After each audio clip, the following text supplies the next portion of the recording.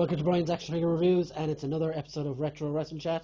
And this week we're talking about the Queen of Insanity hardcore match from ICW, which is an indie promotion based up in Scotland. The two competitors are Kayleigh and Viper. Viper, who's on her way to NXT, or in NXT at the moment. So guys, check it out. It's a bit of a different one from us, and the suggestion was picked by Stephen Tuberty. Don't forget to get your suggestions in for future shows. And subscribe also, that will be massively helpful. So enjoy the show, guys. Welcome to Brian's Action Figure Reviews, and we're back here for another week of Retro Wrestle Chat reviews and crack. I can't hear you, Rich. We on? Oh yeah, we're on now. What episode are we on? This is episode 18. So yeah. This week, Twisted Tubbs got to pick. Tell us, Tubbs, what was your out-of-the-box pick for this week?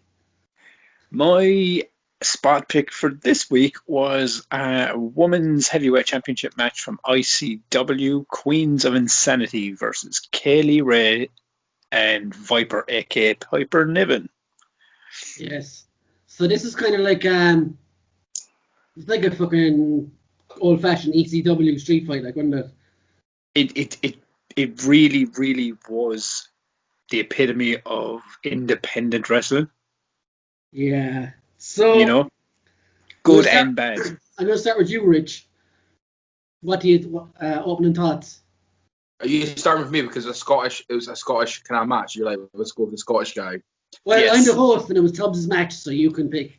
And it's your birthday. Yeah, it's your birthday, Rich. Happy birthday. Happy birthday, Richard. Start singing. Richie, it's your birthday. Happy birthday, Richie. That's enough. Thank you. I was until you started singing. I was big. No, I am the talent. Listen to me before I start.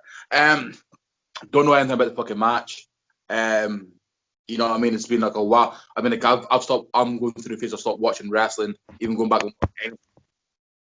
Especially with the independent scene, it's quite disappointing. Obviously, this ICW being actually a Scottish, more Scottish-based kind of company. I also remember them.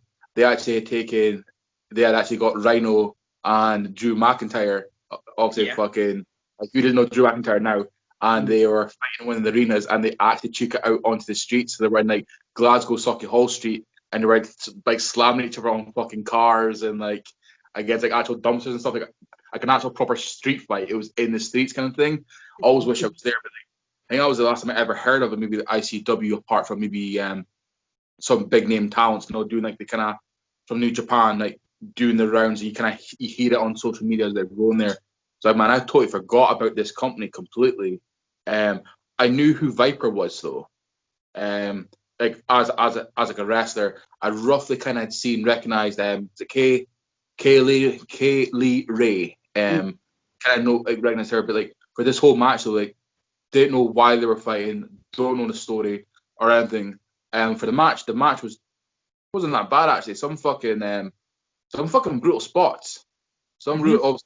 We're going to get into that as we get further in. But fucking brutal spots. I was like, ooh, like fucking hell. Like I'm not don't want to sound sexist, but like brutal fucking spots for a female match. Yeah. For like not for like maybe what you see in like ECW or like, other independent matches, but from what you'd see from like your WCW, your WWE, your TNA, like this, there were some very fucking brutal like moments in this. I was like, ooh, like that's gonna hurt. Like, can we just take a moment just to like really like just say like how fantastic was the commentary? Oh man, I was going to get to it in a while. We'll get into that commentary now. I come on with that fucking commentary. That commentary alone is almost this could make this match a 10-star match for me. That commentary alone, like I was just oh man, like the match was overall it was no bad actually. There was some bit like moments, but like I think for me like not knowing if there was actually like a proper build up of a feud with these two talents or anything, you know what I mean? Like what was the history, or if it was just happened to be like I'm second best now, so I'm calling you out for the fucking match. We're both hardcore folk, let's go for it. I still have the issue with the candlesticks though. Yeah, I am. I'll go. So I'll leave you. You finish, Tubbs. For me, the match again, like yourself, Rich. There's no history for me, no story for me. Like obviously, I got a bit from the commentary that Kayleigh Ray is like the queen of hardcore, and this was her style of match and stuff. But like, let's take it back to last week, right, and the week before. Both matches were hardcore as well, sort of, but they were all over the spot, all over the place, and very unorganized. But I found this match almost like too laid out and too organized, because every spot that came, you knew exactly what was going to happen. And it was like setting himself up for the next spot. Yeah, it was very.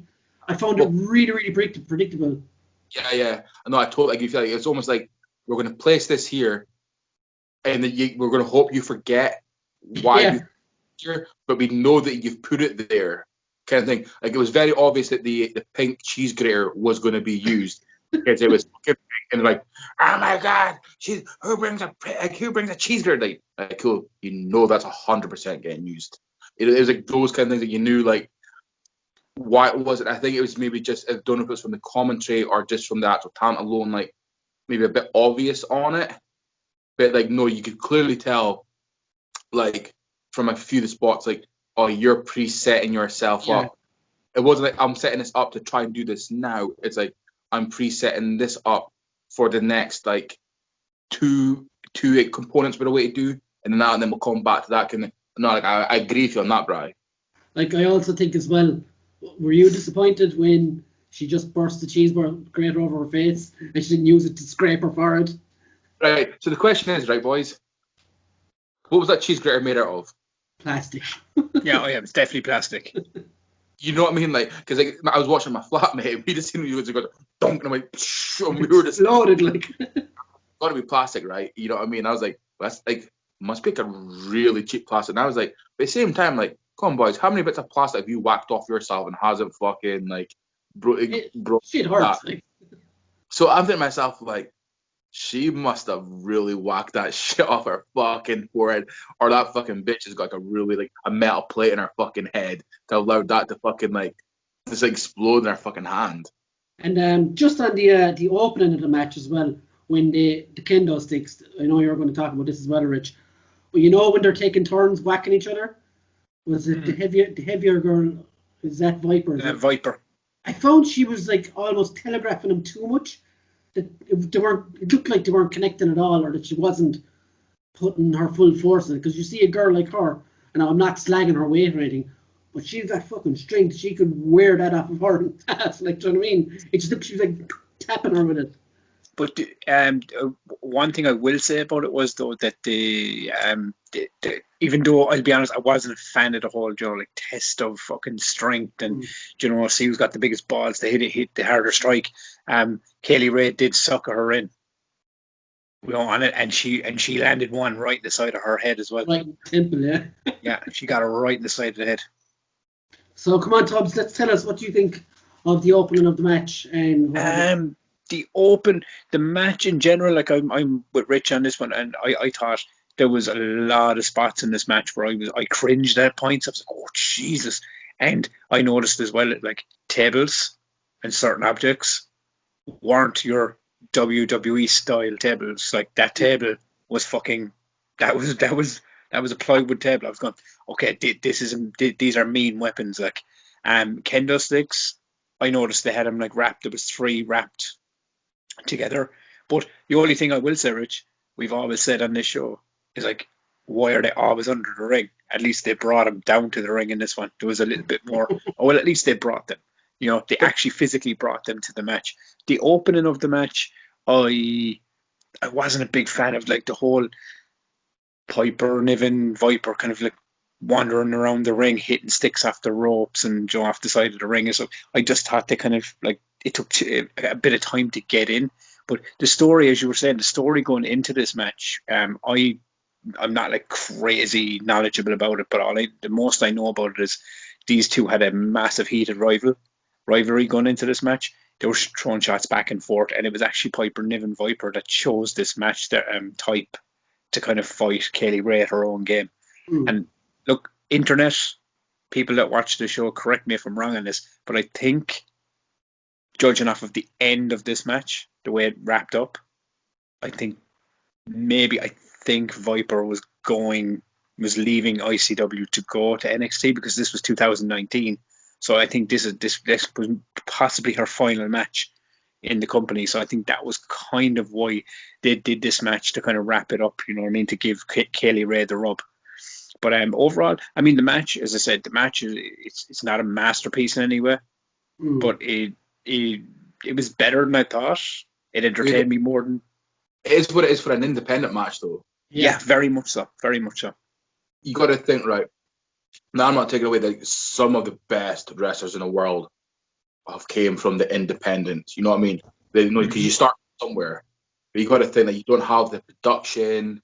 You still don't have that key skills yet. The abilities what you're going to do up in the big leagues. So like, I really take that. I really kind of had taken that into consideration watching this match, being like, kind of like, how long have these this talent been in the game for? You know what I mean? You got to take that into consideration, like all the things that they're working with. Like compared to like if they were up in say the big leagues, what kind of if you were to take this match and put it in WWE, like how different would this match been? They're much more watered down. Yeah, 100%, a lot more watered down. Maybe the structure would have been a bit more kind of structure there. So like obviously the things that me and Brian were saying, that you could easily tell about the setups were there. Like a bit more. Like you might have not seen that as much, because the thing is that they would have been trained from like older talent, more experienced talent, who've done like the hardcore matches, being like, oh, like this is kind of like the things that you should do to kind of like really work this. Like I mean, you saw that Mick Foley, who kicks about with WWE, being like you're a hardcore one. Like this is the kind of things that like I would do to set myself up eventually. Like I would do this and like I would have. Then when you get to that point, that setup that you done would happen 10 minutes ago. It's all about disguising it better, I think. As well.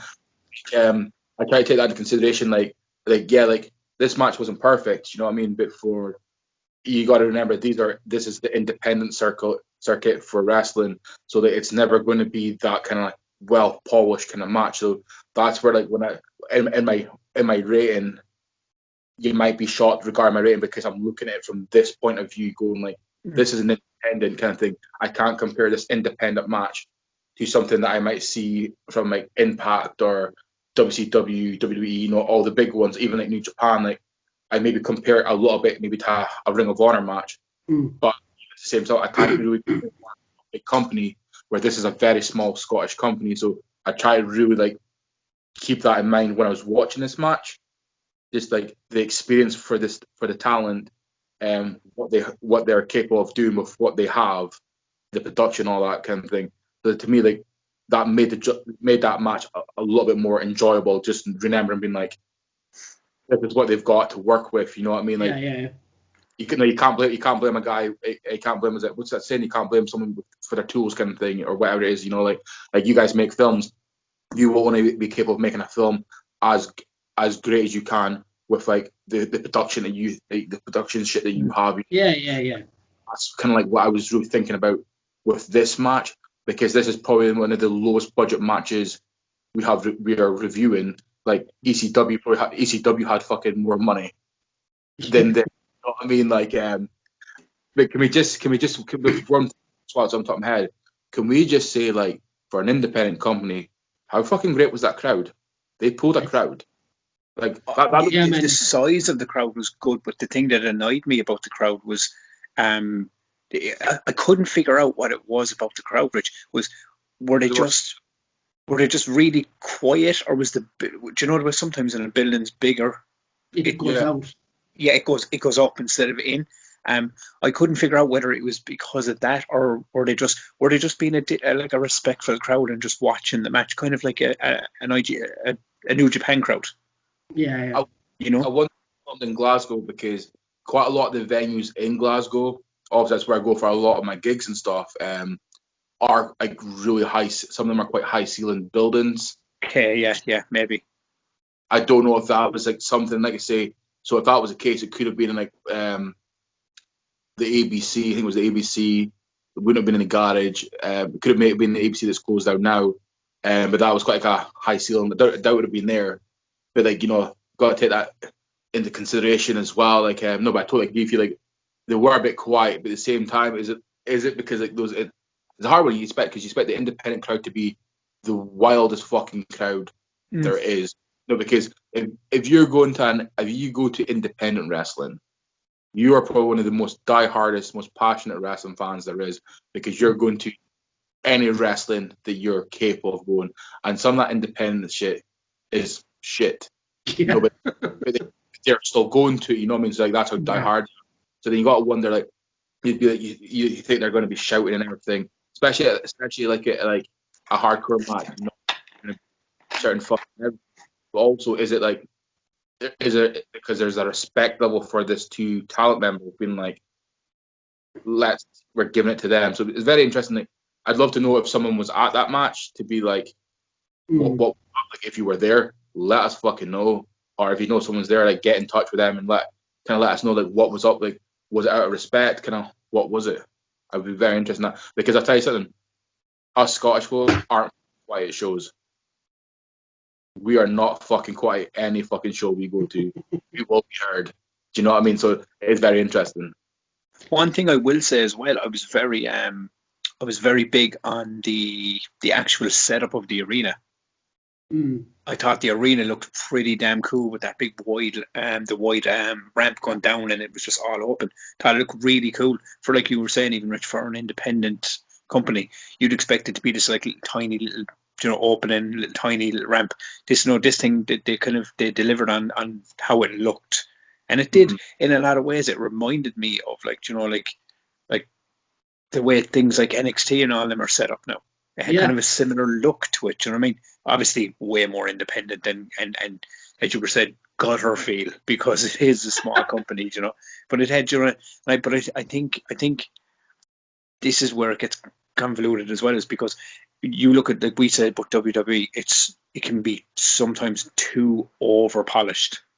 Oh yeah, it becomes wit. So I think independent wrestling, especially for like the hardcore style of independent wrestling and all that, if it looks grittier, it helps. Even the visual helps the match. But this was a shot in the dark. Like, 'cause I probably knew like a tiny bit more about it than needed, and I still hadn't seen the match. So we all kind of went into this in raw, if you will. I'd be interested to kind of hear, like, as we go, like, what we felt about certain things. And there was one thing that I was kind of sickened, like, the way they introduced a lot of weapons.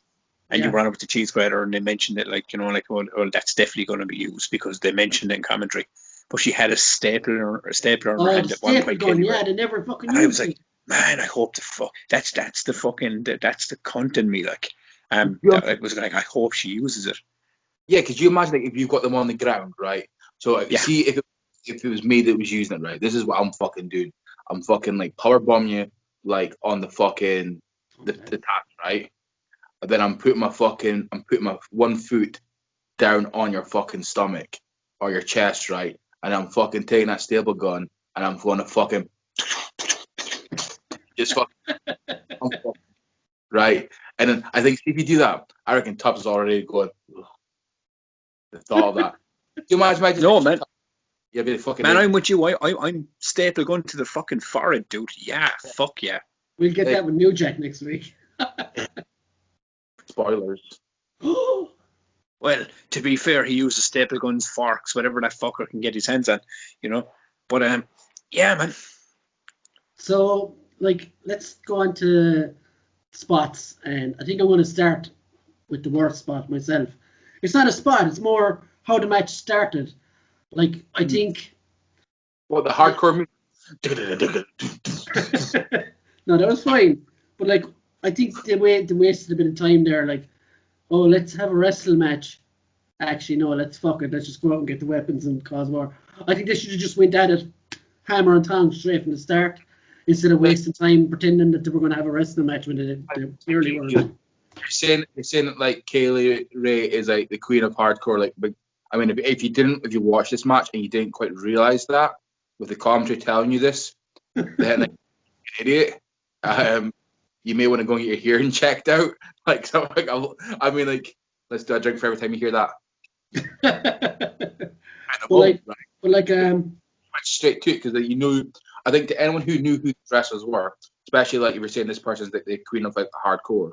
Now, is it hardcore wrestling or is it hardcore bad music?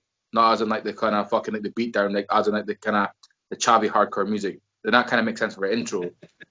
But like if it's, I assume it's more of the wrestling kind of aspect of things, like the hardcore match style. It's it should have went straight to hardcore kind of thing, like she should have come down with a shopping trolley full of weapons, like fucking Mick Foley or something.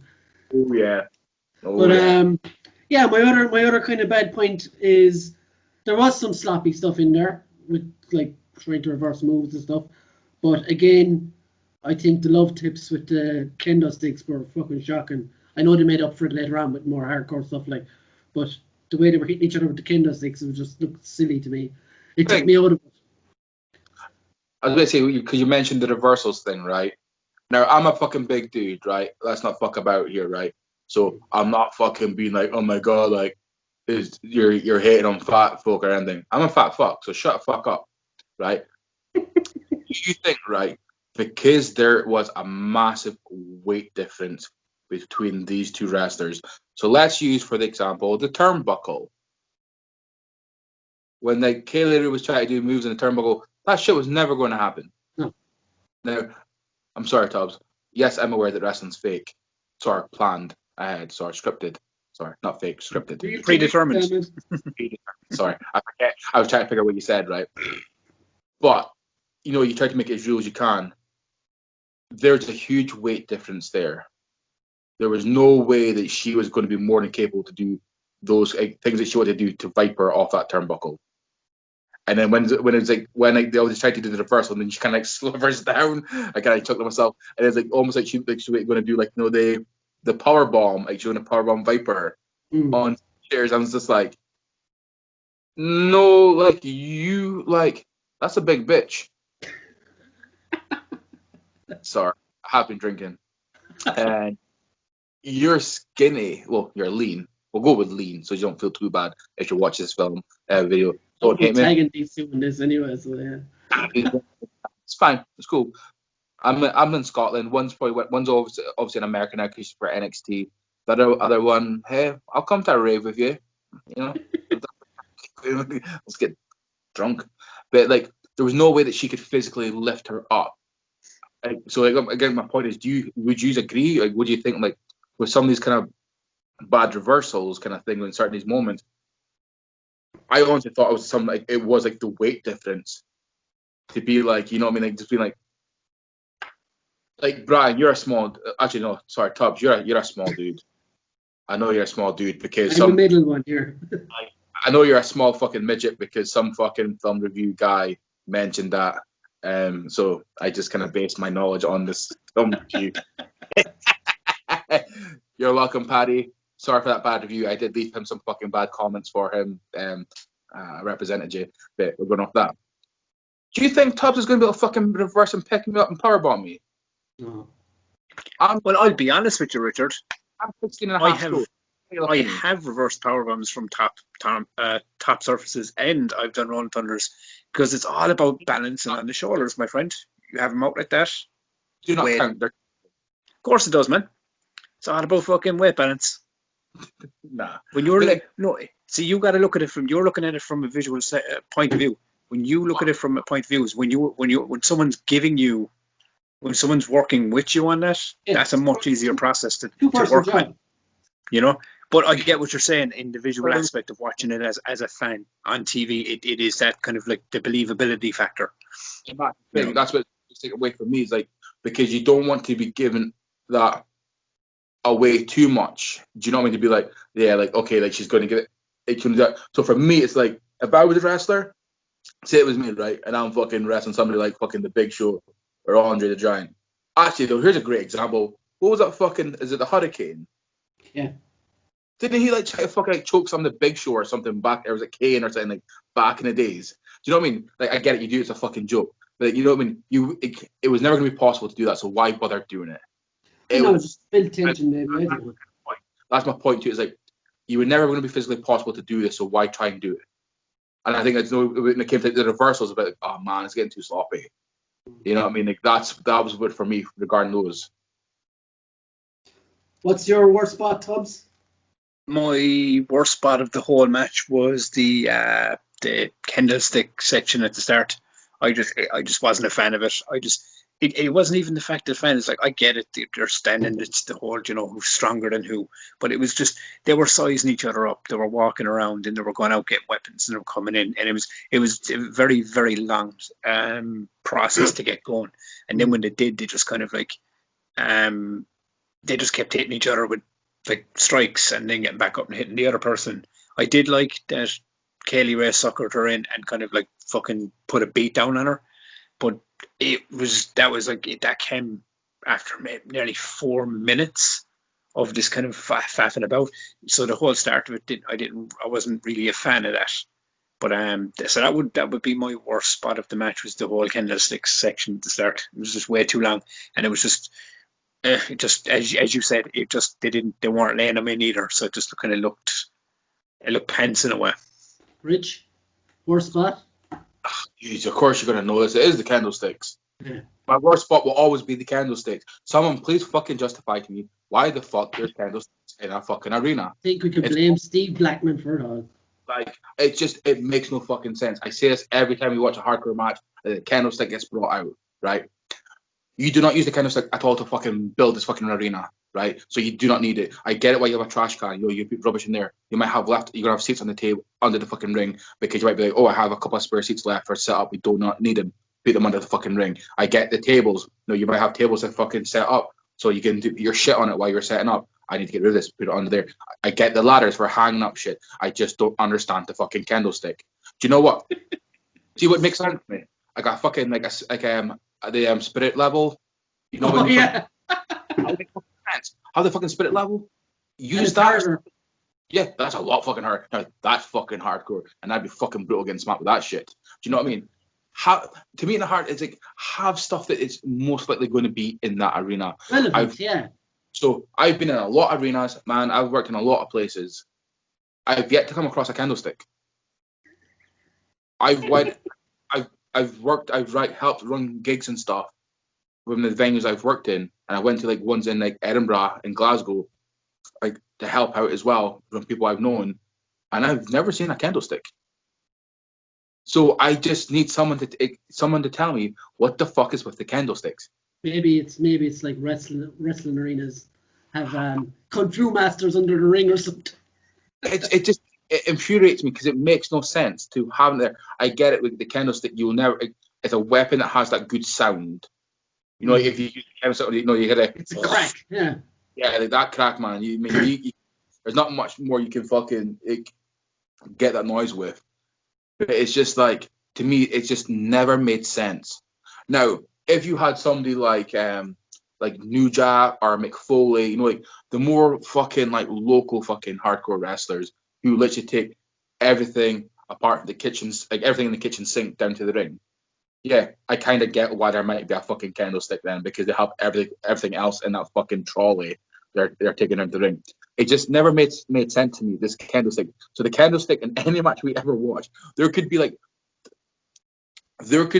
a bit where like fucking like Bret Hart says like fucking how almighty this it wouldn't happen, how almighty that Shawn Michaels is, and then there's in another fucking part of the match where fucking like someone brings out the candlestick, even though deep down inside it'd be like, Bret, you're a fucking twat. Actually, no, say the Montreal Screwjob. I say if there was a fucking candlesticks in that match, I would actually hate the candlesticks part over the fucking actual Screwjob moment. Fucking matches, like, so candlesticks, no matter how it's used, whatever, like, that's my man doesn't like candlestick. No, that's our headline, folks. In the words, I'm not even going to say the first guy, but in the words of Kofi Kingston, stupid. Tubbs, give us your best spot. My favourite spot of the match was the table spot, where she gave her the Viper Bomb off her shoulders, power slam through it, because that table and the way they went into the table, like Kayleigh Ray's hair was caught in the fucking cat wire. Viper was literally encased in the cat wire, had to pull herself out of it, and she was ripped on her arm and everything. It was just, see, you're so used to seeing WWE tables, you know what I mean, AEW tables, and they just disintegrate when they hit them.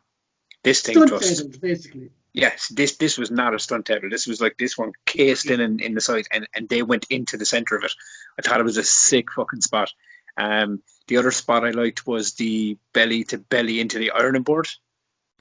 She bounced Kayleigh Ray into that. And the Sorry, I don't know if it was called. I can't remember what Kayleigh Ray's version of the move was, but it's the Guerrero bomb.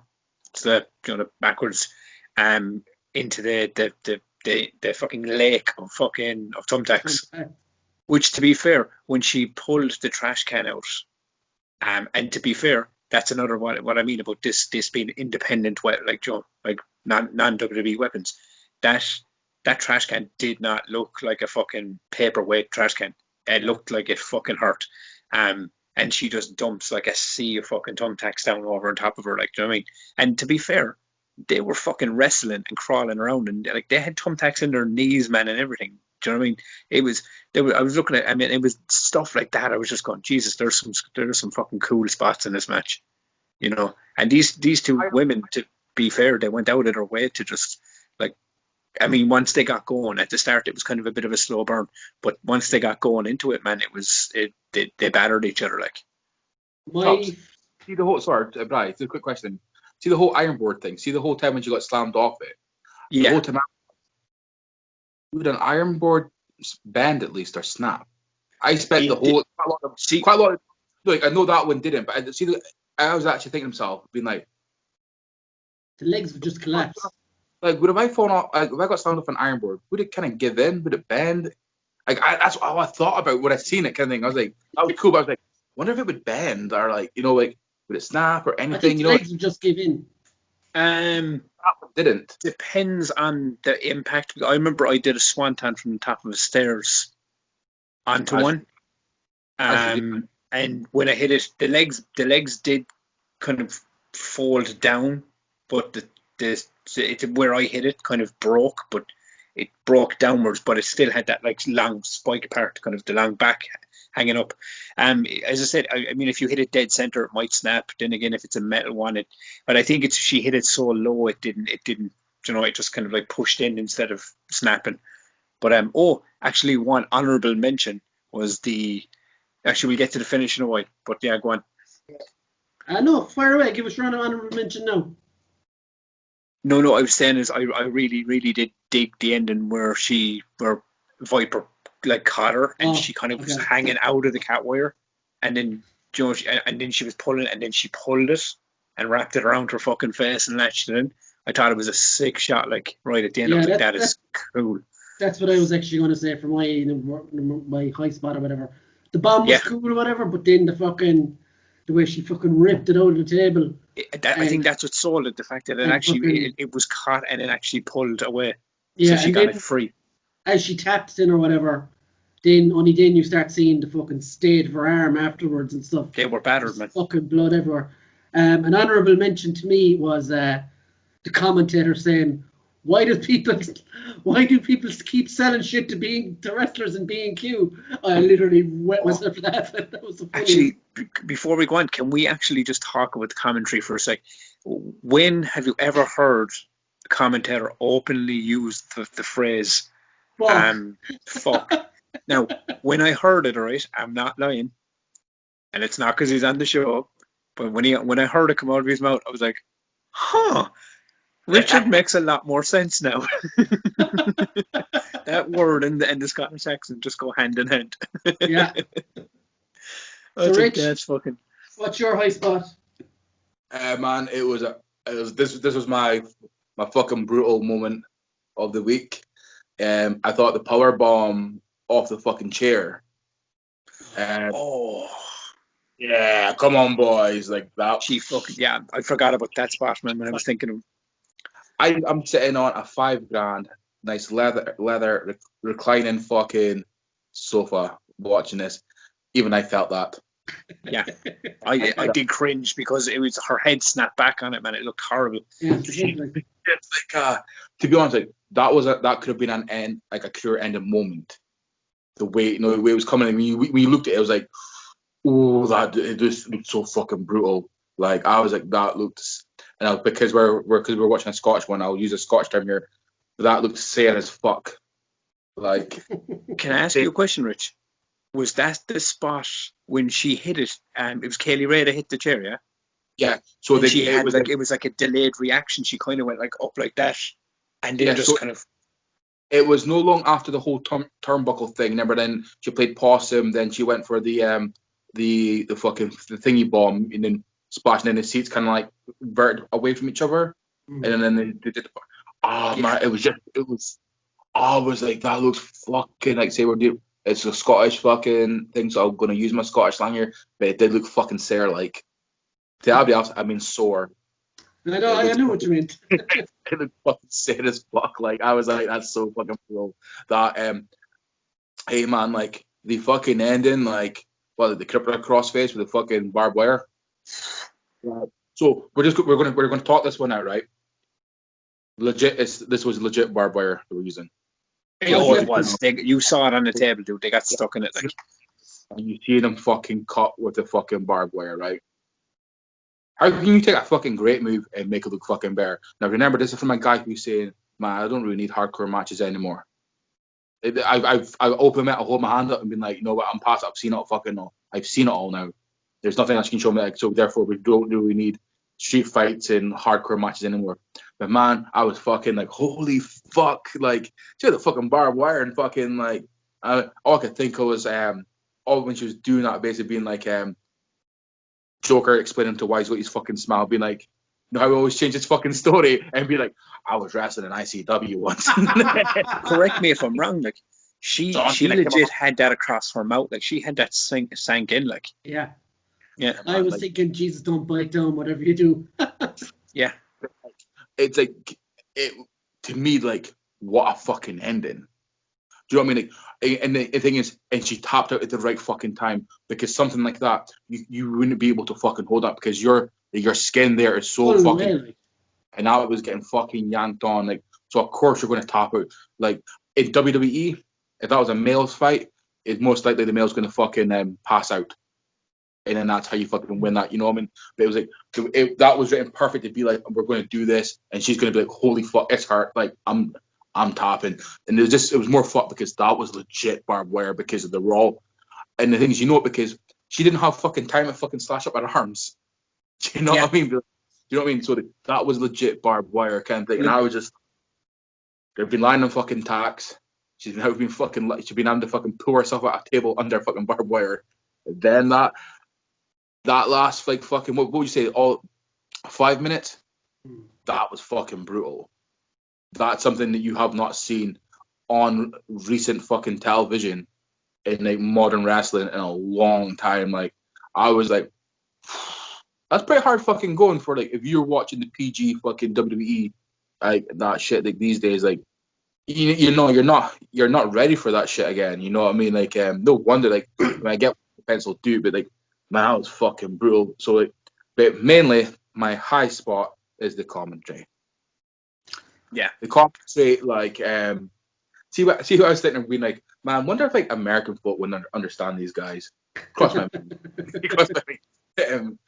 I know you guys understand them because you talk to this Scottish fuck every week. So, but you know, like for me, like it really like they were involved in this match. They were really.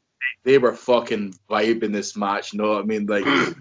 It's so many funny lines that I can't remember them. Obviously, the B&Q one stuff, but I think that a couple other ones that I was just fucking howling, laughing through, being like, that was entertainment. You know, you don't have the energy and the excitement of being there live. So you do it when you're watching it on telly. Like, you know, you do rely on that kind of commentary to kind of like feed you that story, tell you kind of what's happening. And these dudes were just a fucking laugh to listen to. Like, I would fucking love to listen to more of these guys. Do you know what I mean? So like if there was any more like IWC matches, like and like these guys are commentating, like I'm 100% fucking for this because they were fucking very entertaining, and to me they did play on a big part on my rating. Because like when I first heard him drop the first F-bomb, I thought like, oh man, that he's after like a slip of the tongue now. He's out, like he's gonna have to correct himself. But no, he just kept going. No, He man, just there's kept no fucking Vincent man going. to correct him. And, So, and you know guys, what? For me then, looking at it, Brian, I was kind of there, kind of going like, all right, okay, he's dropping F-bombs. I can't remember the last time I heard anyone on commentary curse at a wrestling event. This is fucking new to me. So I was along for the ride with the commentary because I was going, this is fucking entertaining. Do you know what I mean? This is like, it's a fucking such a blast to hear commentators come out and say, oh my fucking God, she's using a fucking cheese grater. I was going to go, that's fucking crazy. You know, and to do it in that Scottish accent as well, we have so much like tang on the fucking, you know, it's just, it was really fucking cool, man. It was really fucking deadly. Like Scottish folk and shit like that, you're just like, you either think we're very passionate or we're just fucking crazy. Do you know what I mean? Like, you hear him going like, oh my God, got the fucking cheese grater. You're just like, well, it's just a cheese grater, but you know, it's not even like that fake JR where it's like, oh my God, it's heinous. He's bringing out the cheese grater. Like, the guy's going like, oh my God, it's a fucking cheese grater. Like, what the fuck? Scottish Joy Styles is what it is. Yeah. I mean, my main question is before we go to our, because I assume we're going to the rating next. Yep, we're out of battery. Are we generally fucking entertained, boys? Yes. Like, this is the first time in a while of these matches, right, that we've been watching, apart from the fun ones that I pick, because I know it's fucking pissing off that motherfucker over there. But, like, I was really fucking entertained. Like, the intro, like, maybe, like, what, a couple minutes? Like, I was fairly fucking entertained with this one, like, big time. So I'm going to be interested. I'm going to go last in my vote, but I'm really interested to see what you guys are voting. But I agree with you, Rich, because I really do think that this one, it started off like a slow burn because of like how it started. But I think once these two girls found their footing and started to get going, and the momentum shifted into this match, then they really battered each other. Like I've said it before, you know, in certain matches, it was like the Kurt Angle, the Shane McMahon match. Like they looked like they had beaten each other to a pulp. They looked like they'd come out of a war. These two genuinely did look like they came out of a war. And normally, you know, when they do all like the hugging stuff at the end and all that, I didn't care about any of that because I was like, Jesus, yeah, man, hug it up. He fucking put on a good show here, like, you know, fucking, this is cool. Like, Final score, Tubbs. I'm going to give it an 8. Yeah, I as to quote Rich, I was thoroughly entertained. I was sports entertained this week, very much so. I will give it a 7 for the slowish start and things I didn't like, but more or less I was entertained as well. Yeah, there was more in this match that I liked than I didn't like. Exactly. Yeah, that's exactly how I would sum it up. Rich? I'm going to give that an all-round 9. Good man. Oh. Like, just that, honestly, just that slow start. That was my only problem, was just the slow, really. I mean, there was other bits and bobs, but just like that slow start. If they went straight into a hardcore match, right, would have been a solid 10 for me. Like, just everything, like the girls put on it. Once again, like I said, I was watching it, bearing in mind, this is an independent match thing. Like, this is not big time money or anything. These are like still up and coming like talent. I was entertained. Like I say, the commentary played a great fucking role and stuff. There was some bumps here and there, but not like taken from like where they are in their careers, like at that time, kind of like production values, all these kind of things, and like their training they've got. I think they deserve a strong 9. You know what I mean? If they had changed that start and went straight into hardcore match, I would have easily given it a 10. Yeah. And I will say, the fact that this is our first female match that we've done, it's a strong start. High score, yeah. It's a strong start for female matches. It is no bikini match, but I'm just saying. So next week, guys, we're doing ECW Mike Awesome versus New Jack. So that should be interesting, to say the least. And shout out to Brendan Munden, who gave me the recommended suggestion. And you can check him out on YouTube. He's North King Jedi, I think. Yeah. So, yeah, guys. Sound for coming on and dropping by. Thanks, Tubbs, for the great suggestion this week. Got a pretty high score, 24. So just 6 Where's that place? It's in the top 6, I think. That's not bad, off the top of my head. independent. Remember, because we've always been saying like who's still number one again? Omega, I think. Man, Yeah, like double check I that. love that match, and I love both wrestlers, but I really want to see who the fuck can knock them off the top. This is fuck. Oh man, like I'm just so excited. Like I know it's gonna be a long time before we get there, but it's like, come on, guys! Someone leave in the comments that they believe the match that they pick is going to beat this match. I don't want to see a match. Or all round zeros, which we haven't had either. Ooh. Well, you know, You came boys. close, Rich. Boy, seriously, you now know my picking tactic and how my matches I'm picking. I'm now just picking really shit matches. Right, guys. We'll see you next week. Good luck.